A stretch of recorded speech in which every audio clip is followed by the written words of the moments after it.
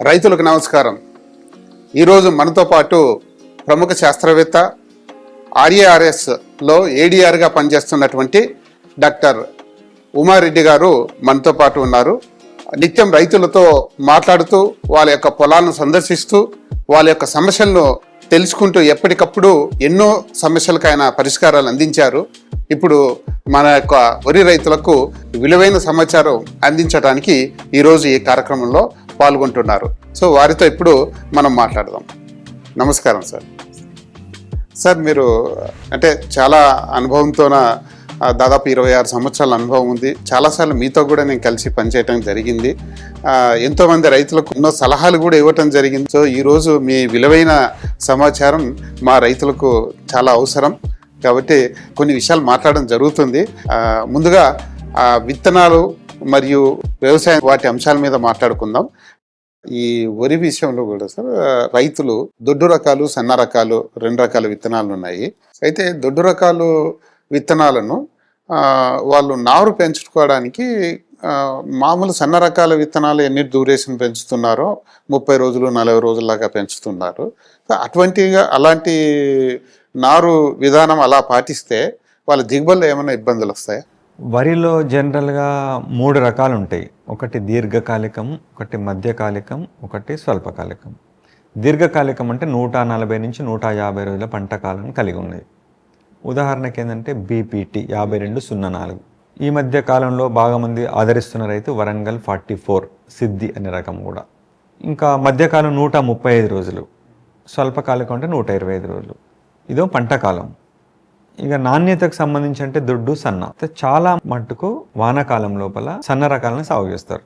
యాసంగిలో సన్న రకాలు సాగు చేస్తే నూక అవుతుంది అనే ఉద్దేశంతో వానాకాలం మాత్రం ఆ సమస్య లేదు కాబట్టి ఎక్కువ మంది సన్న రకాలను సాగు చేస్తారు. నారు పోసుకునేటప్పుడు రైతులు గుర్తుంచుకోవాల్సింది ఏంటంటే పంట కాలం ఆధారంగా డేట్లు ఉంటాయి మనకు.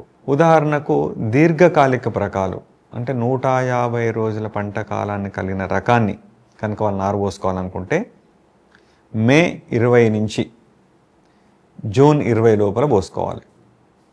ఆ తర్వాత ఎట్టి పరిస్థితుల్లో నారు పోసుకోవద్దు దాన్ని.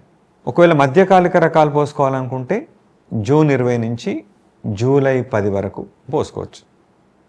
స్వల్పకాలిక రకాలు అంటే 120 రోజుల పంట కాలాన్ని కనుక పోసుకోవాలనుకుంటే జూలై 20 నుంచి జూలై ఎండింగ్ వరకు పోసుకోవచ్చు. ఇంకా వర్షాలు లేట్ అయినాయి, వర్షం పడలేదు, లేదా బాయిల నీళ్ళు, చెర్ల నీళ్ళు రాలేదు అనుకున్నప్పుడు ఇంకా కొంచెం చేసుకోవాలనుకుంటే వెదజల్లే పద్ధతి అంటే నేరుగా వెదజల్లే పద్ధతి, నారు పోయడం కాకుండా విత్తనాలను అట్లాంటప్పుడు ఆగస్టులో కూడా ఆగస్టు 10-15 వరకు కూడా చేసుకోవచ్చు.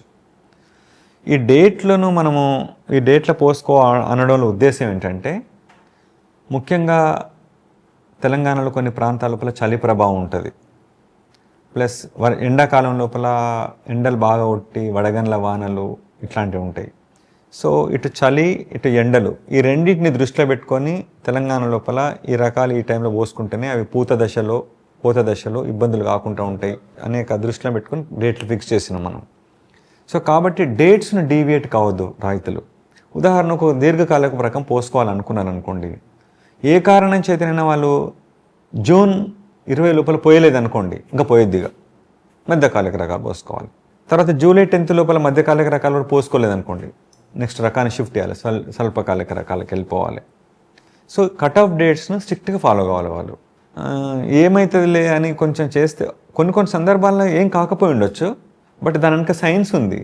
పలానా రకాన్ని పలానా టైంలో ఎందుకు పోసుకోవాలనుకున్నట్టు మనం ఉట్టిగా ఆషామాషిగా చెప్పలేదు మనం, దాని వెనక ఎంతో బ్యాక్గ్రౌండ్ ఉంది. సో కాబట్టి పంట కాలాన్ని డేట్ని చాలా స్ట్రిక్ట్గా ఫాలో అవ్వాలి వాళ్ళు. ఇది మొదటగా రైతులు కట్ ఆఫ్ డేట్స్ విషయాన్ని గుర్తుపెట్టుకోవాలి. ఇంకా దొడ్డు సన్న అంటే చాలా వరకు మార్కెట్లో ఏది వేటికైతే డిమాండ్ ఉందో సన్న రకాలను ఎక్కువ తీసుకుంటూ అంటారు. వానాకాలం నూకలు కావు కాబట్టి వాళ్ళకి ప్రాబ్లం ఏం లేదు. ఇంకా దొడ్డు రకాలంటే జనరల్గా యాసంగిలు వేస్తారు, కానీ ఇప్పుడు యాసంగిలో కూడా నూకలు కానటువంటి సన్న రకాలు ఉన్నాయి మార్కెట్లో, అవి కూడా తీసుకోవచ్చు. ఇంకా నారు పెంచుకునే విధానం ఏంటంటే ఇప్పటివరకు కూడా చాలామంది నారు పోసి 20-25 రోజుల వయసున్న నాటును పెట్టుకుంటారు, లేత నారును. ఇక్కడ రైతులు గుర్తుపెట్టుకోవాల్సింది ఏంటంటే ఒకవేళ నారు పోసే నాటు పెట్టుకోవాలని అనుకున్నప్పుడు ఒక 20 నుంచి 25 రోజుల నారైతే మంచిది. ఎందుకంటే దానికి పిలకలు వచ్చే సామర్థ్యం బాగుంటుంది, మీరు పెట్టగానే మంచి పిలకలు వచ్చి మంచిగా ఉంటుంది. ఏ కారణం చేతనైనా మీరు 20-25 రోజుల నారు పెట్టలేదనుకోండి, మీరు 25 రోజులు నాటు పెడదామని నారు పోసినారు, కానీ వర్షాలు పడలేదు, చెర్లకు నీళ్ళు రాలేదు, బాయిలలో నీళ్ళు రాలేదు. సో నారు ముదిరిపోతుంది అనుకోండి, ఇబ్బంది పడాల్సిన అవసరం లేదు. ముదిరిన నారు నాటు పెట్టుకునేటప్పుడు కొన్ని యాజమాన్య పద్ధతులు చెప్తున్నాం మనం. కొన్ని ఎక్కువ మొక్కలు పెట్టండి, ఒక చదరపు మీటర్లో ఎక్కువ కుదుళ్ళు పెట్టండి.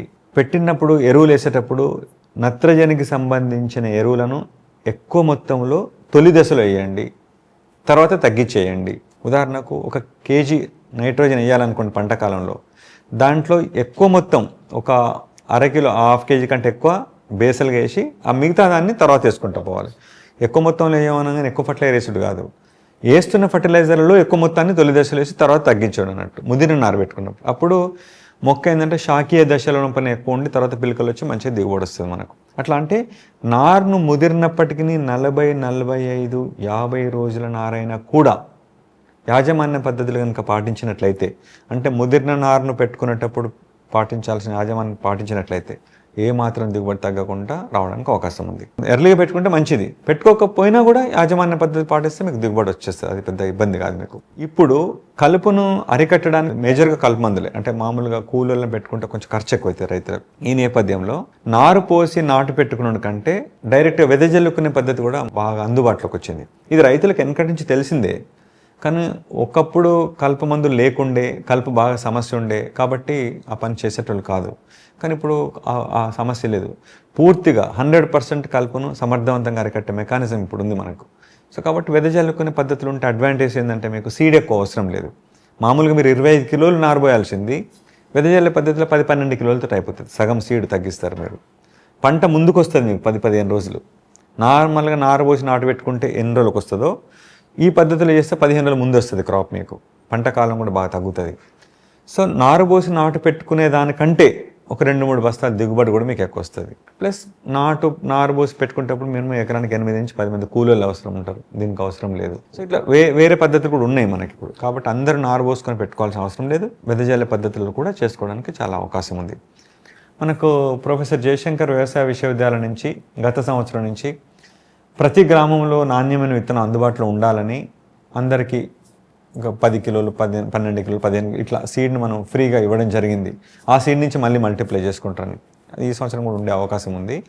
సో అదే కాకుండా వాళ్ళు కొన్ని పైసలు పెట్టి కొనుక్కున్నా కూడా మళ్ళీ కొనుక్కోవాల్సిన అవసరం లేదు. ఇక్కడ రైతులు తెలుసుకోవాల్సింది ఏంటంటే సన్న గింజలు ఇప్పుడు మార్కెట్లో అన్ని దొరికేటన్ని సూపర్ ఫైన్ రకాలే దొరుకుతున్నాయి. ఒకప్పుడు మనం ఎకరానికి 25 కిలోలు చెప్పినాం అనుకోండి, అప్పుడు ఎందుకు చెప్పుకుంటామంటే గింజలు దొడ్డుగా ఉంటాయి, బరువు ఎక్కువ ఉంటాయి. అప్పుడు ఒక 25 కిలోలను జోకినప్పుడు కొన్ని గింజలు వచ్చి ఉంటాయి. ఇప్పుడు వాటి బాగా సన్నగానే గింజలు, సో ఎక్కువ గింజలు వస్తాయి. ఇప్పుడు గింజ దొడ్డుగున్న సన్నగున్న గింజనే, అది ఒక గింజ నుంచి ఒక మొక్క వస్తుంది. సో గింజల సంఖ్య ఎక్కువైంది కాబట్టి మనకు గింజలను మనం బరువునే ఫాలో కావాల్సిన పని లేదు కదా, గింజల సంఖ్య ఇంపార్టెంట్ కదా. సో కాబట్టి మీరు ఎవరు రీసెర్చ్ ప్యాడ్కి వెళ్ళాల్సిన అవసరం లేదు. మీరు సూపర్ ఫైన్ రకం మీ దగ్గర ఉన్నప్పుడు మీరు కూడా 10 కిలోలతో మీరు కూడా ఎకరాన్ని నాటు పెట్టుకోవచ్చు. మనం అది ప్రత్యేకం కొత్త రకం అని అనుకోవాల్సిన అవసరం లేదు అది.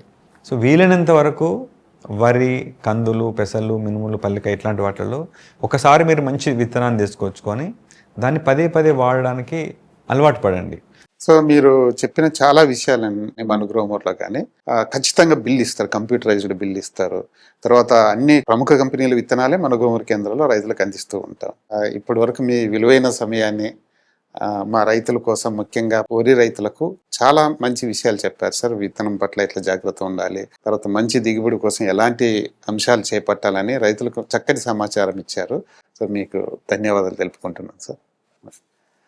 మీరే విన్నారు కదా, ఉమారెడ్డి సార్ గారు చక్కగా మనకు నాణ్యమైన విత్తనం చాలా ముఖ్యమైంది, విత్తనం కొనే ముందు ఖచ్చితంగా నమ్మకమైన వాళ్ళ దగ్గర కొనమని చెప్పారు, ఖచ్చితంగా బిల్లు ఉండమని చెప్పారు, బిల్లు దాచుకోవాలని చెప్పారు, అలాగే మంచి దిగుబడులు సాధించుకోవాలని చెప్పేసి సూచించారు. కాబట్టి మరింత సమాచారం కోసం మరొక వీడియోలో మనం మాట్లాడుకుందాం. నమస్కారం.